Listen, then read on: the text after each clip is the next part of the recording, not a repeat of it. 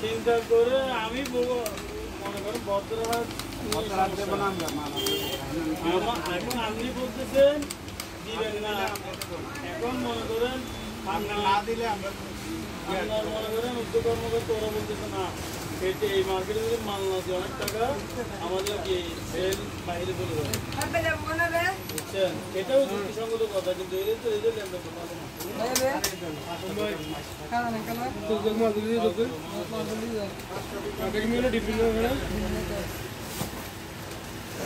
আপনাদের যেটা রাখছে সেটা এরকম কমবেন, এরা মানুষদের যার কারণে এখানে দিও আর এখানে অনেক বেশি